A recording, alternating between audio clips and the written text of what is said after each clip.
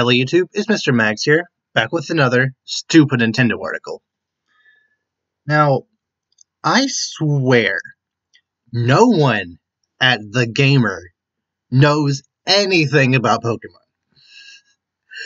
I've done so many videos on TheGamer articles, and it feels like every single one gets dumber. Like, this article right here. The 10 most annoying things that can happen during a Pokemon battle. I will fully admit, there are plenty of things that are stupid annoying during a battle. You missing a move like Stone Edge or Focus Blast at a very crucial moment. A Pokemon breaking out of a Pokeball.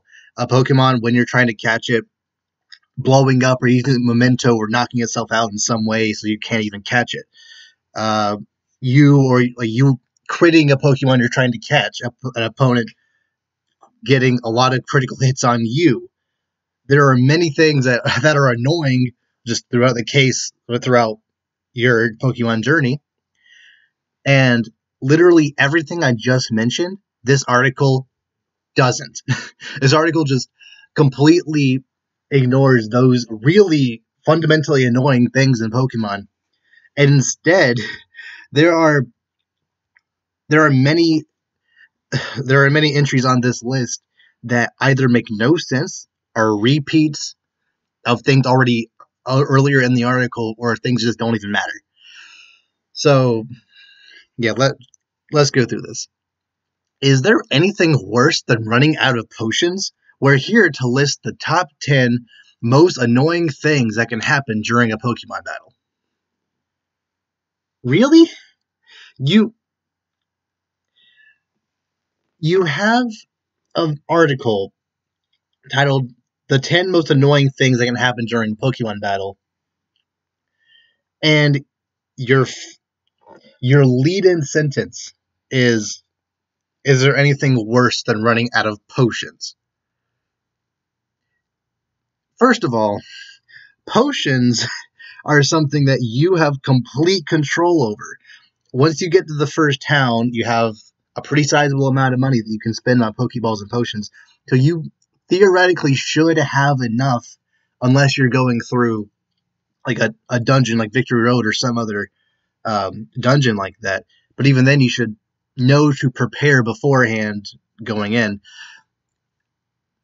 And also, like, running out of potions, there are many things worse than running out of potions. I just listed like 4 or 5 things that I personally consider way more annoying that are fundamental to the mechanics of the game that you can't control, whereas running out of potions, you have complete control over.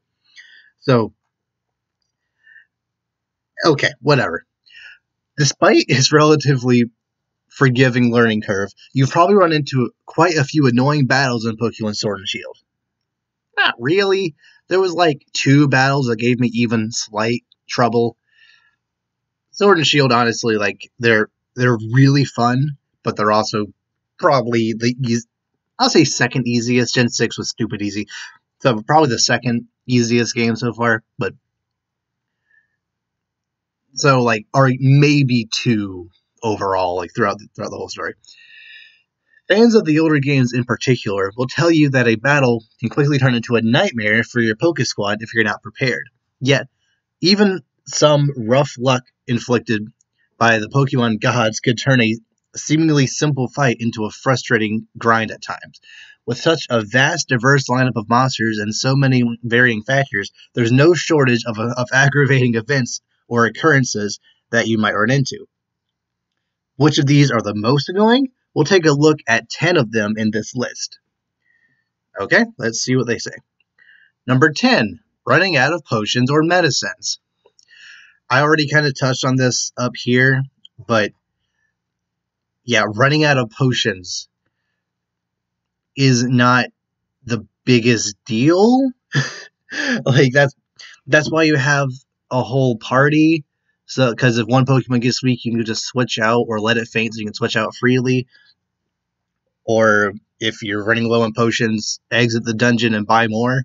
I don't really feel like it's something that's like a part of the game itself, mechanic-wise, it's that annoying. Also, why is this the thumbnail for the entry? It's like a weird Pokemon potion-shaped charging dock thing. I mean, it's a cool concept, but I don't know why you didn't take a picture from Google of like a varying array of potions and revives and stuff. Just like you just Google Pokemon potions, that's the first one that comes up. Why is this the one you picked? This is just kind of weird. It can already be a somewhat frustrating, stressful endeavor juggling and managing 6 different Pokemon in your party. But having a slew of monsters low on health or rife with status conditions while being unable to heal and basically knowing you're sending them to slaughter can be maddening. This can be a particularly common occurrence early on in the game when funds are tight and you can't exactly shell out tons of potions, antidotes, or paralyze heals. Pokemon battles are often war of attrition, and you can be quickly outlasted if you aren't prepared with the right items to keep your Pokemon afloat. Again, I feel like there are, especially early on in the game, like especially back in before Gen 5 when Tackle had 95 accuracy, I swear Tackle, as me using Tackle, I've missed with that move more than any other move ever. Like even Stone Edge and Focus Splash, which are notorious for missing constantly. I feel like throughout the course of my Pokemon journey, I've missed with Tackle more often. Yeah, they don't mention accuracy or missing moves ever throughout this list. But anyway, so yeah, there are many more annoying things early on in the game, such as random encounters with Caterpie, Rattata, Zubat, etc. Before you can really buy many repels. I'm not saying that running out of potions isn't really that annoying, because it can be. Like if you're playing through the game and you get to a point, you get through a dungeon that you can't escape, you don't have any escape ropes, or you can't really get out very effectively, and you're closer to the end than you are to the beginning. You might as well just finish it, but you're out of potions. That can be annoying, but there are many other things that are out of your control that I would put on this list over this one. Getting confused. I'll skip this one because, yeah, getting confused is very annoying. I kind of appreciate how in Gen 7 they changed it, so now it's only 33% chance of hurting yourself. But that also makes using Confuse Ray on your opponent kind of worthless, because it never works on your opponent ever, it feels.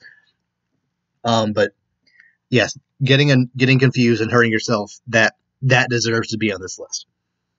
Speedy, evasive Pokemon. This is one of the ones that just confirmed to me that, what was the name of the person who wrote this? Steven, whatever. Steven does not know how Pokemon works.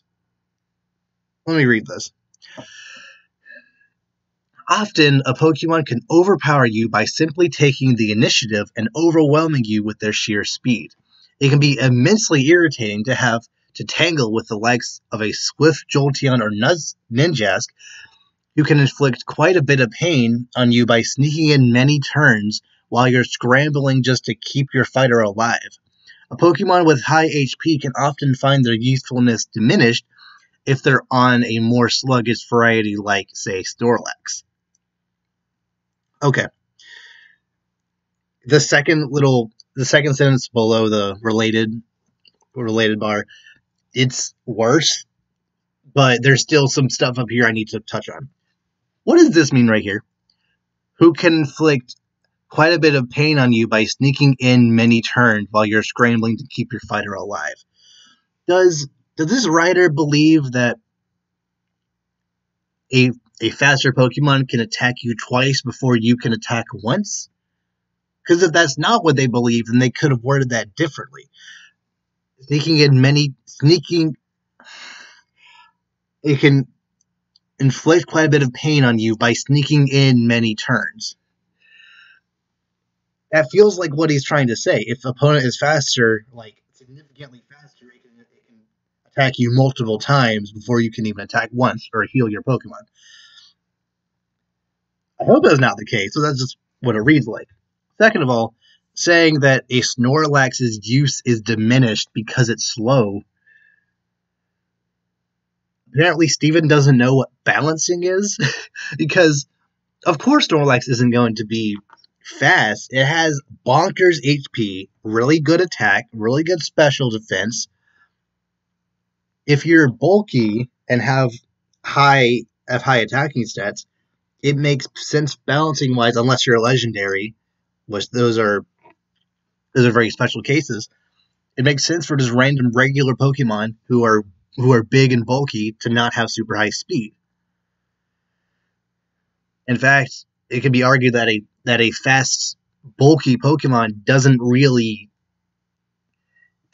help with anything. Like, for example, Superior. Superior, its second highest stats are its defense. Both its defenses are tied at 95. I think it has like 130 speed. Yet its attacks, both of its attacking stats, I think, are like 75. Meaning, if you're just going through the game and don't have the contrary hidden ability, it may be very fast. It may be able to tank a lot of hits, or at least more hits than the average grass-type starter. Well, actually, most of the grass types are pretty bulky, but they're not that fast. It can tank a pretty reasonable amount of hits, let's say. You can't really dish out as much as you would like because you only have the 75 base attack stats. Let's take a very similar example with Sceptile. Sceptile has similarly high speed, lower defenses, but higher attacking stats. The way this word's here, it's as if he's trying to say that Superior is a better Pokemon because it's both bulkier and speedier, even though Sceptile has higher attacking stats, so it can actually do more with its speed. So, yeah, so balancing is a thing that, like, this writer just needs to kind of understand, because a speedy Snorlax would be just, that'd be crazy. Because it has high HP and high special defense, along with high attack. I think attack is like 110, or it's over 100 for sure. If it also had over 100 speed, that would be broken. But that's not the worst part about this entry. Down here, on top of this, these swift Pokemon can often evade your counterattacks at an absurdly high rate, making them tough to take out and keep up with. Steven, live with me for a second. Do you know what evasion is? Because the way this reads, it's as if it's saying fast Pokemon inherently have the ability to dodge moves more often, which on paper makes sense. And in the anime, that checks out. Most fast Pokemon are able to zip around the field and dodge moves at will, pretty much. The trainer going against it has to be more creative in order to actually hit them. So, as far as like a shonen anime, that makes sense. Fast Pokemon can evade better. But in games, evasion is not a stat inherent to any Pokemon. They have to either raise their low with stuff like Double Team or Sand Attack. Or that's accuracy, but you know what I'm saying.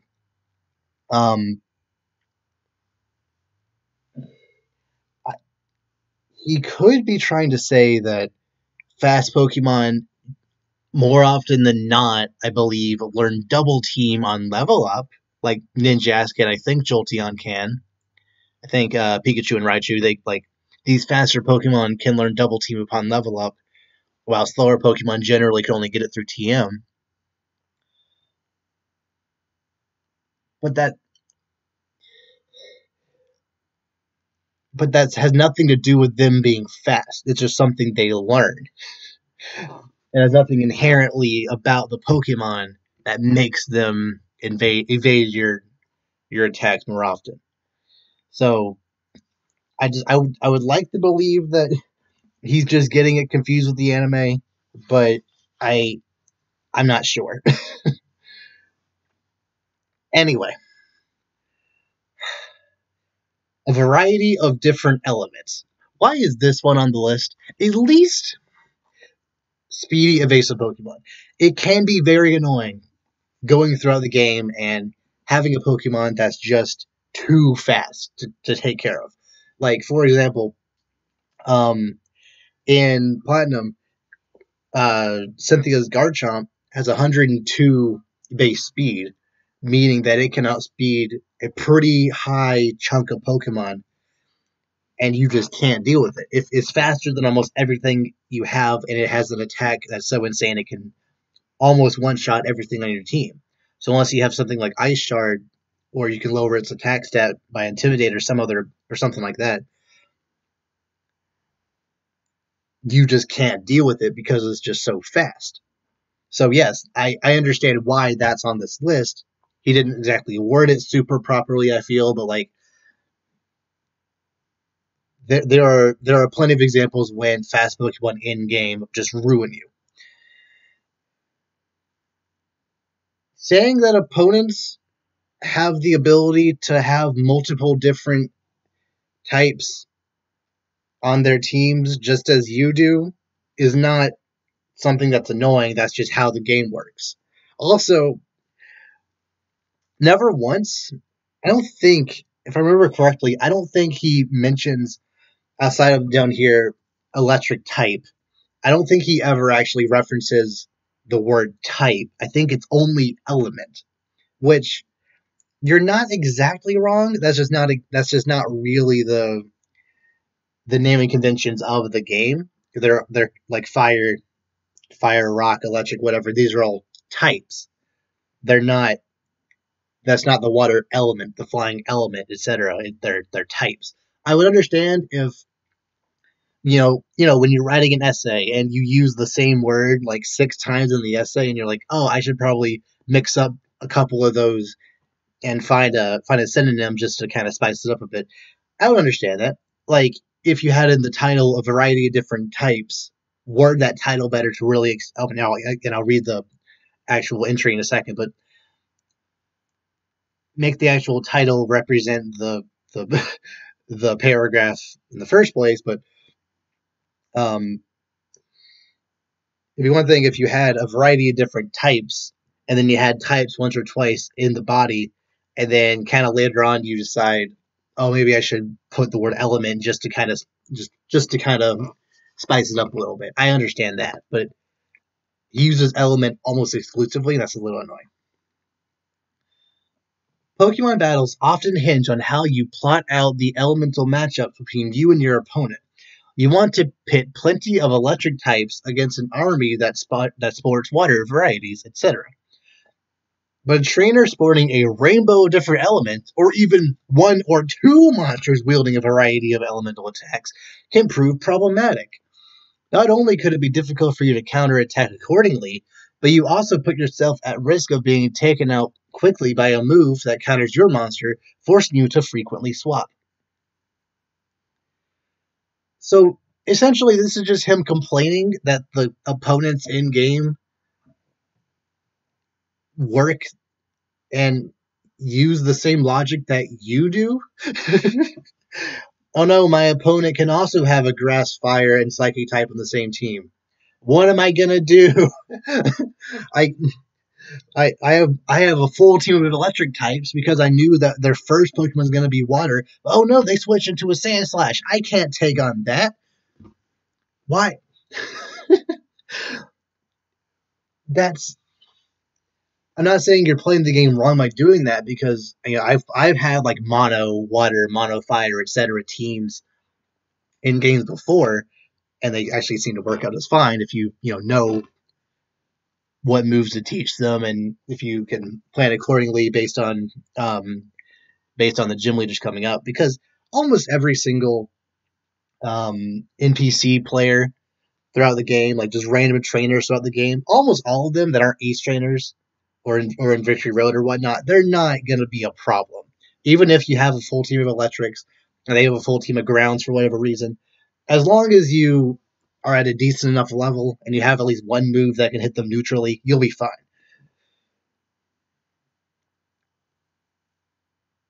But for the gym leaders,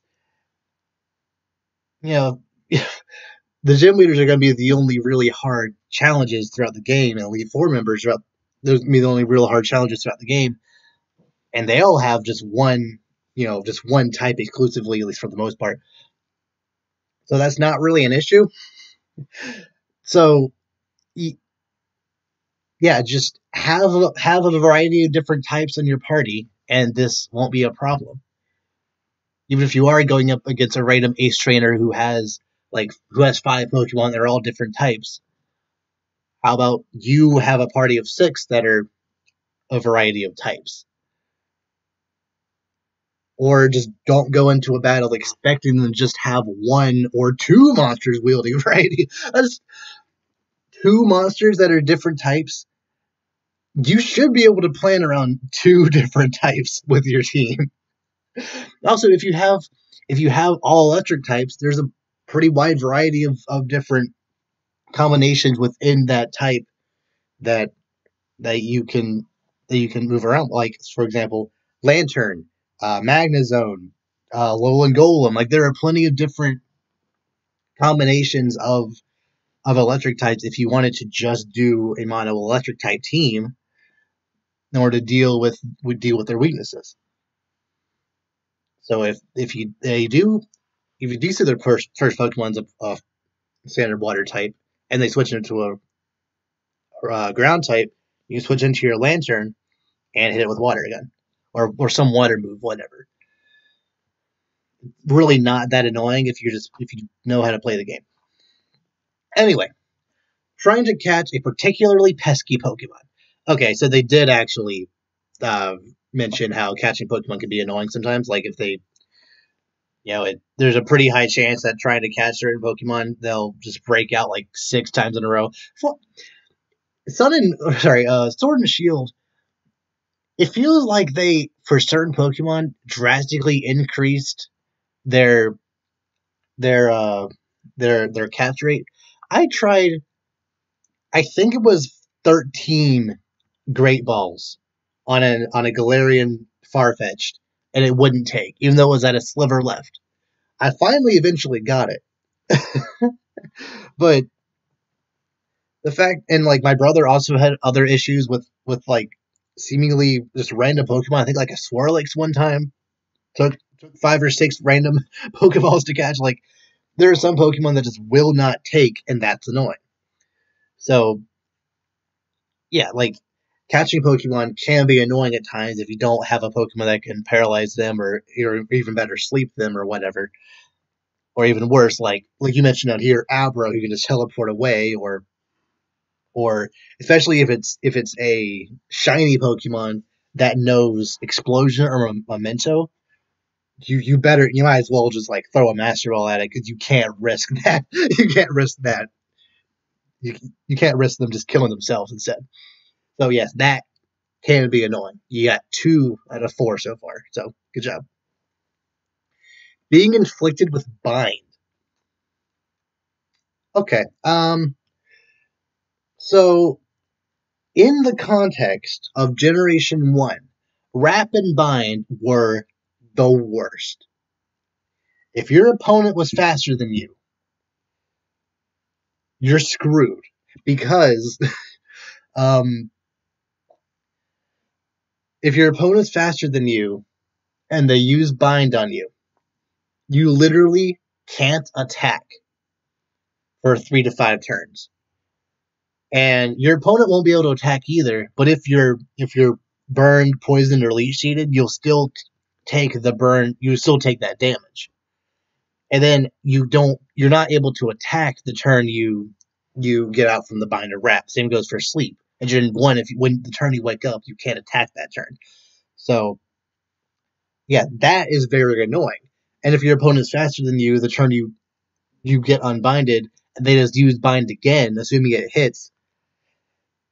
And since accuracy checks in Gen 1, I'm pretty sure work with speed. I know crits do. I'm pretty sure it also works for accuracy. It'll more than likely hit you because it's faster than you, and then just cycle that over and over and over again until you die. So yes, that can be annoying in context of Generation 1 and Generation 1 only. They fixed that in Gen 2. Let's see what they have to say. One of the more annoying moves to get hit with in Pokemon games has to be Bind. Which, weirdly you say Bind, since Wrap, I'm pretty sure, is a better move with higher accuracy. Unless I'm getting those switched. A normal type attack that can render you helpless and hurting for several turns. Again, in more recent games, you still can attack, but you just can't switch out and you'll take a little bit of damage every turn. This deceptively impactful move can do damage for up to a whopping 5 turns, causing you to curse out your opponent as you wait for the chance to finally make a move. And if he had just referenced the fact that this only happened in Gen 1, I wouldn't have an issue, but he never mentions that is the case. This is an absurdly disruptive ability that can shackle even stronger Pokemon and can have you on your heels right there quickly. It's a little pet peeve. It's a nitpick. It doesn't matter. But it kind of annoys me whenever people refer to moves as abilities. I know in other RPGs they're actually like all your moves can be like are sometimes called abilities, so I get that.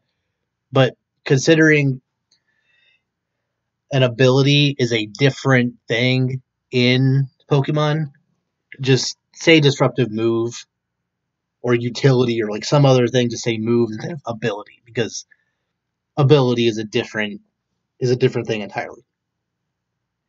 You'll definitely want to consider having a binding band handy if you happen to be playing one of the more recent Gen 6 or above iterations of Pokemon. I have no idea what this means. Let me just go over what the binding band does. The binding band, which was introduced in Gen 5, by the way, not Gen 6, which really you could have just said, if you happen to be playing one of the more recent gens, boom, or recent iterations of Pokemon, boom, you would have been fine. But no, you had to specify 6 or above when it was introduced in 5. Anyway, in Generation 5, Wrap and Bind did 1/16 every turn. And if you, let's say you're using a Carnivine, per this picture, using a Carnivine and use a Wrap, and the Carnivine is holding the binding band, you will instead do 1/8 instead of 1/16. In Generation 6 and above, I believe, it's either 6 or 7 and above, Wrap and Bind now do 1/8, and the binding band will now do 1/6 instead. The way this reads, because you're complaining about how annoying it is, it sounds as if you think the binding band gets you out of binds and wraps instead of helping you deal more damage with it. You could have said, if you want to utilize this move, you should consider having a binding band. Because the title of this entry is being inflicted with bind, not bind as a concept. So it's not, so the way I read this, it's not a way to get out of, it's not a way to use bind more effectively, it's a way to get out of bind, which is not at all what the binding band does. So just please, if you're gonna have a bold claim like this, know which generation it was introduced in and know what it does, please. Falling asleep, yeah, that's annoying. Sweepers. You couldn't think of 10 things. You couldn't think of 10 annoying things to put on this list. And instead you had to have filler slots like sweepers. A Pokemon that has high speed and high of one or both attacking stats, but low defenses, that it's their job to come in and revenge kill or set up in some way to take on an entire team. It's just how the balancing is. Like that's why bulky Pokemon like Snorlax exist to try to counter these sweepers. So again, you're just complaining about the balancing of the game existing. And also, again, this is another entry. I think there's one more after this. This is another entry that just kind of repeats what's already been said, because those fast Pokemon, not necessarily Ninjask and Jolteon. Actually, Jolteon with the choice specs can be pretty brutal, but Ninjask is more so there just for baton passing. Generally speaking, it's fast Pokemon with high attack or special attack or both. Those are the ones that are sweepers. So you mentioning fast Pokemon and then also sweepers in the same list of 10 things is kind of unnecessary. You can use all the strategy you'd like, but as is the case with most RPGs, facing an overpowered high-level opponent will tend to negate most efforts on your party anyway. Even if you do find yourself at a comparable level to the opponent, you want to watch for boosting factors like the Choice Band or Sword Stance move.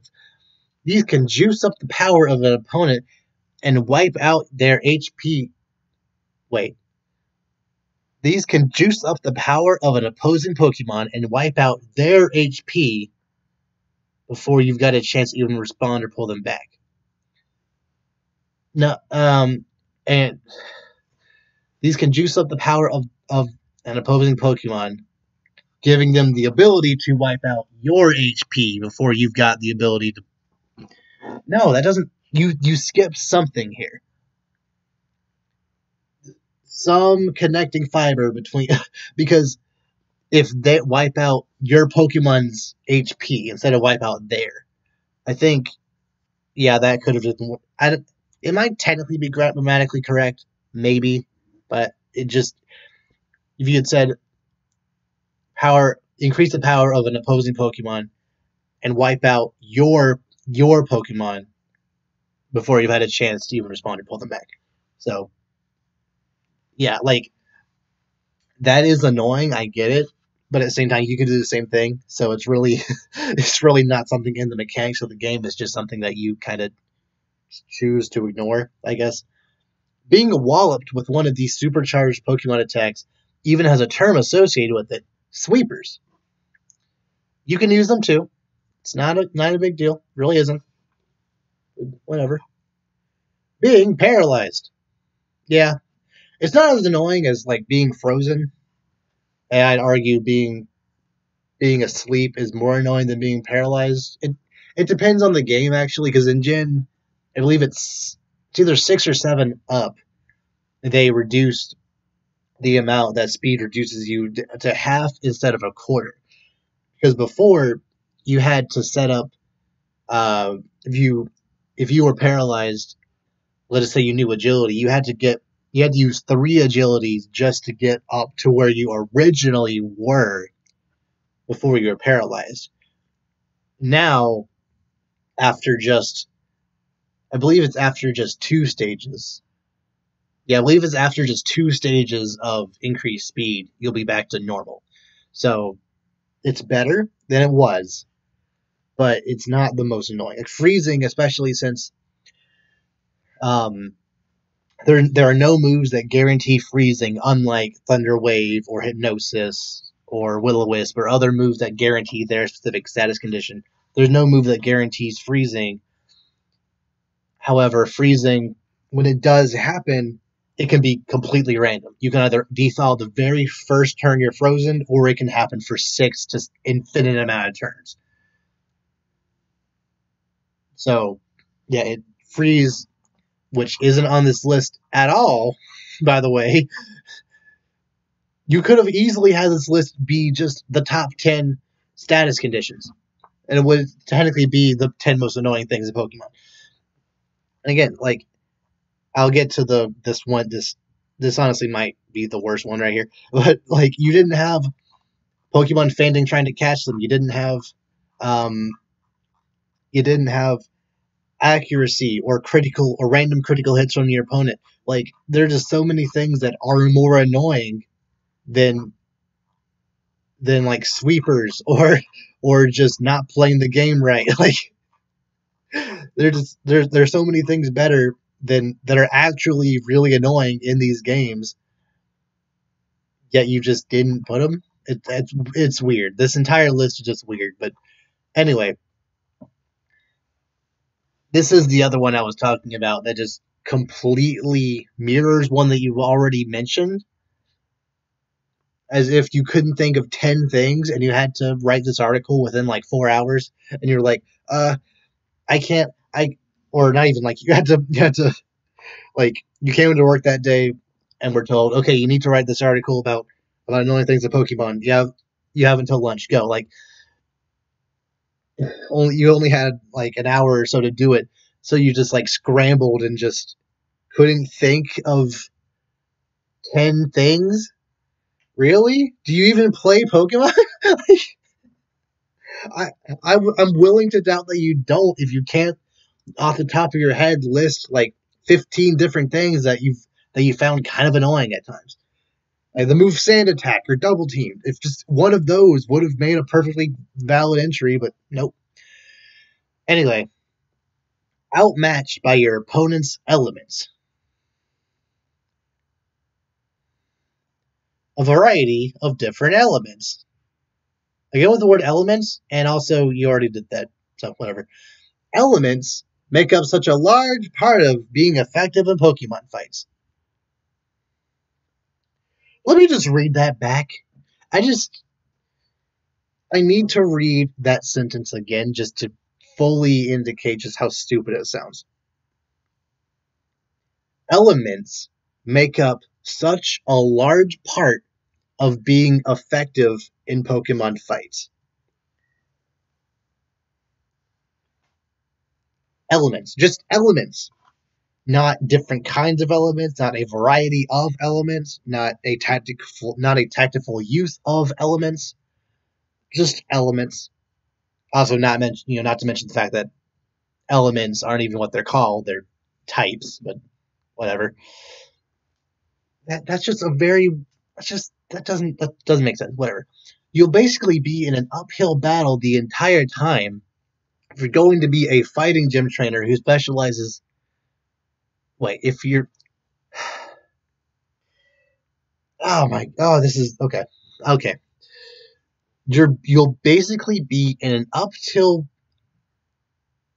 Okay, sorry, I misread that. You'll be an uphill battle the entire time if you're going to be fighting a gym trainer who specializes in rock types like Brock, while only possessing a Pidgey, Pikachu, and Charmander, for instance. An abundance of enemy encounters can make short battles turn into grueling marathon affairs where even potent attacks can whittle down your opponent's HP at a glacial pace. Basically, you won't want to put all your eggs in one basket, or even two. Rather, you should carry an array of elements so you can respond to a wider variety of elemental curveballs. Okay. I'm just gonna pick this apart. So this last sentence right here, this, if you had just replaced the word, if you done this instead. Rather, you should carry an array of different types so you can respond to a wider variety of elemental curveballs. That is a perfect example of how you can still use the word elements and it actually makes sense. But no, you put the word element twice in the same sentence as if you're thinking that the element, like it's the water element or the rock element, even though you have rock type right here. I don't understand. Anyway, basically, you won't want to put all your eggs in one basket or even two.